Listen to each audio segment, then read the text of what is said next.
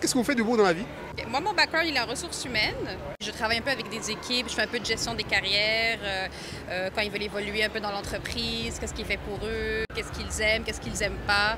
Je suis courtier immobilier, développeur de projets, investisseur en immobilier. Pour commencer par moi, là, je travaille dans l'administration, du côté finance, dans le domaine de la santé. Ouais. Et vous? Je suis infirmière.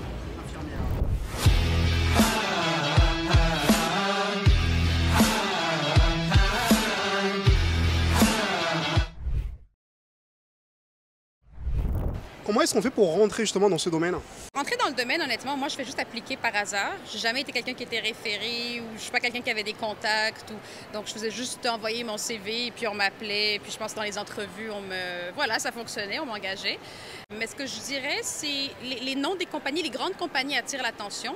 Donc, pour être honnête, même si vous avez travaillé 4 ou 5 mois dans une grande compagnie et que vous la mettez, que vous avez quand même une référence, ça aide beaucoup. Sinon, pour réussir, c'est vraiment essayer d'identifier les opportunités et essayer d'optimiser ses talents, pas de perdre son temps.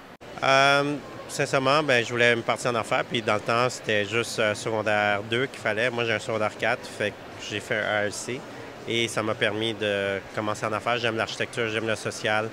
Je sais que c'est le côté liberté que je pouvais faire ce que je veux quand j'ai de l'argent. Fait que je me dis, le courtage, avec les préalables que j'avais, je ne pouvais pas aller à l'université, je ne pouvais pas aller au collège.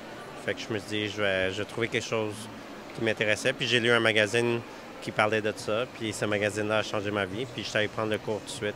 Ça m'a pris 2 mois, puis je suis devenu courtier. Mais dans le fond, comme ce que je disais, si on est intéressé, il faut faire une formation dans le domaine. Puis, mettons, si tu veux, parce que, dépendamment des postes que tu veux occuper, parce qu'il y a des postes, ça prend ton approbation de l'autorité des marchés financiers et tout ça. Puis, si ce n'est pas le cas aussi que tu veux comme un poste comme vraiment classique où tu n'as pas trop à te prendre la tête et tout ça, là, genre, tu fais juste une formation de collège ou de l'université. Puis tu entres tranquillement, tu postules, tu fais juste postuler. Si c'est la banque qui t'intéresse, comme moi j'ai été aussi dans la banque, c'est la banque qui t'intéresse. Si c'est dans une administration particulière, tu postules. Si c'est au public aussi, comme à date, là je suis rendu au public, tu fais juste postuler tranquille. Ouais, puis pour le public par contre, comme c'est le domaine de la santé et tout ça, tu passes des tests, dépendamment, les tests basiques d'un administrateur. Il faut que tu sois capable de connaître tes outils de bureautique, Excel, PowerPoint, des choses de même. Puis tes compétences en français sont aussi testées. Puis à côté de ça aussi, tu peux avoir un examen, dépendamment si tu es, par exemple, à la paie ou à la comptabilité. Tu sais, disons, un examen type pour ton domaine. Puis si tu l'excelles, c'est ce que tu es accepté. Là. Pour être infirmière, il faut faire une formation au collégial ou une formation universitaire.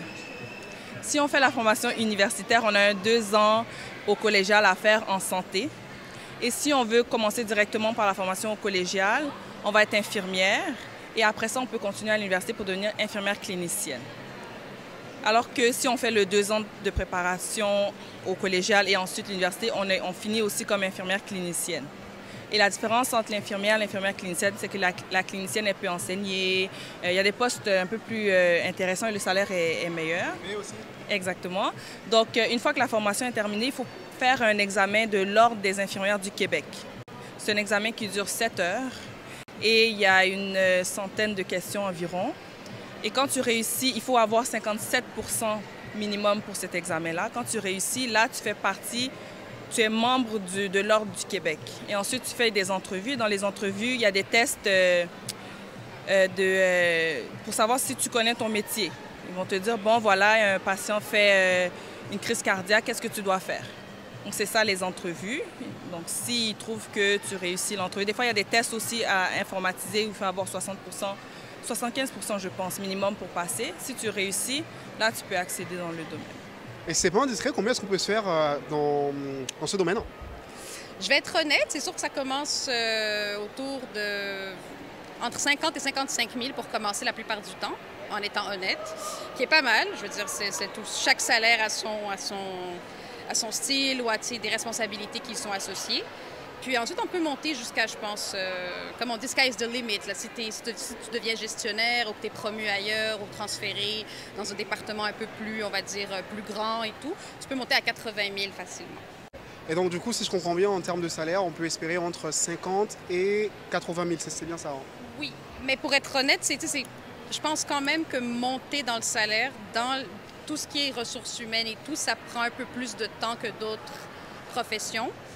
Mais je pense qu'il y a quand même un bon avenir salarial si on s'accroche et qu'on apporte une plus-value et qu'on est dans une compagnie qui a une bonne culture.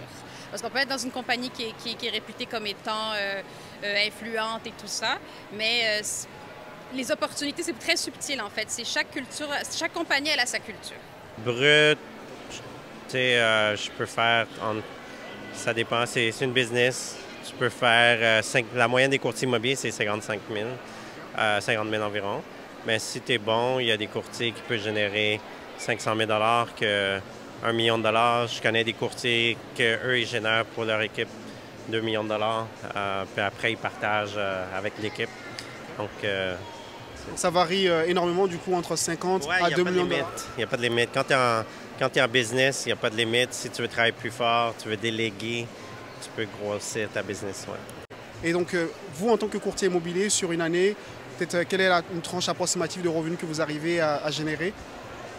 Après dépenses, je peux toujours générer au minimum 200 300 000 par année. Ouais. 300 000 ouais.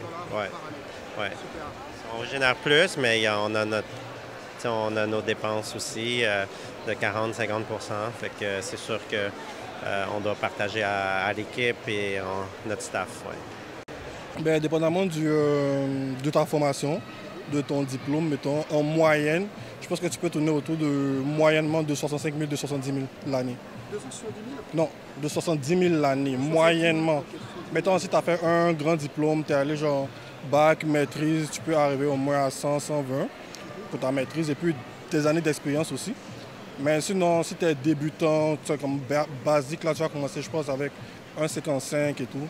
Mais c'est sûr que la moyenne est dans le 70, 80, je pense. Ouais. Et dans le domaine en tant qu'infirmière? C'est très vaste parce qu'il y a plusieurs grades dans le domaine des soins infirmiers, dépendamment s'ils ont fait un DEP ou une formation au collégial ou à l'université. Et on est dans un domaine où on peut faire beaucoup de temps supplémentaire et la majorité des infirmières font du temps supplémentaire. Donc, ça peut aller de 45 000 à 120 000, 130 000, dépendamment du nombre de temps supplémentaires qu'elles font. Et si elles travaillent au public, si elles travaillent au privé, là, ça peut commencer à des salaires peut-être autour de 70 000 et plus. Un dernier conseil pour ceux qui justement souhaiteraient réussir dans ce domaine, ce serait quoi? Ça a l'air un peu cliché, mais vraiment aimer ce qu'on fait. Si tu n'aimes pas ce que tu fais, que tu travailles avec les gens et que tu es vraiment en contact direct avec les gens, ça va se voir. Et je pense qu'il y aura des limites aussi dans l'évolution, la façon de se présenter. Et puis, c'est ça. Il y a pas tout ce qui est tangible, mais il y a aussi tout ce qui est énergie. Et je pense que les gens vont juste sentir l'énergie si on n'aime pas ce qu'on fait. Donc, aimez ce que vous faites. Il faut prendre du coaching, apprendre des meilleurs, commencer par une équipe, apprendre à déléguer, faire du marketing, focuser sur le branding, puis apprendre sur l'investissement immobilier. Il y a toujours des deals. Fait que si tu es des investisseurs à faire de l'argent, tu as des clients illimités. Tu n'as même plus besoin de prospecter, les clients viennent à toi quand tu fais de la bonne job. Il y a toujours des références qui reviennent. Ouais. Un conseil pour ceux qui souhaitent se lancer justement dans ce domaine, ce serait quoi? C'est de commencer le plus tôt à être à temps plein. Quand tu commences plus tôt, à être à temps plein, faire partie d'une équipe, apprendre des meilleurs, c'est là que tu vas être capable de réussir le plus rapidement. Puis d'investir en immobilier aussi, parce qu'on a accès à des deals. Fait que si tu fais du revenu actif, tu sécurises ton argent pour multiplier, bien, tu vas être libre financièrement le plus tôt possible. Dernière question, est-ce que vous pensez que l'argent fait le bonheur? Sincèrement, si tu focuses juste sur l'argent, non, mais si ça te donne plus d'options pour faire ce que tu veux. Donc, si tu veux être plus méchant avec l'argent, tu peux le faire. Bien, si tu veux faire du bien, tu as plus de choix aussi. Donc, ça juste te permet de faire ce que tu veux.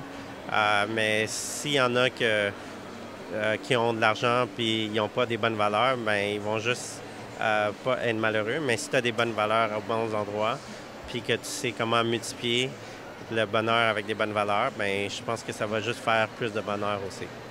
Je pense que l'argent contribue au bonheur. Je pense que sans argent, c'est quand même bien triste. Puis souvent, si tu peux avoir trop d'argent, il est bien triste dans l'âme. Mais je pense que l'argent contribue, il est essentiel pour le bonheur. Ouais. Je ne pense pas que l'argent fait le bonheur. Exactement. Non, je pense qu'il contribue, mais il ne fait pas le bonheur.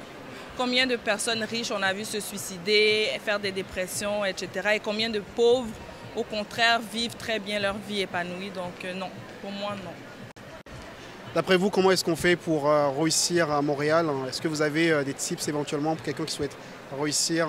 Moi, je pense que pour réussir à Montréal, il faut être bien formé.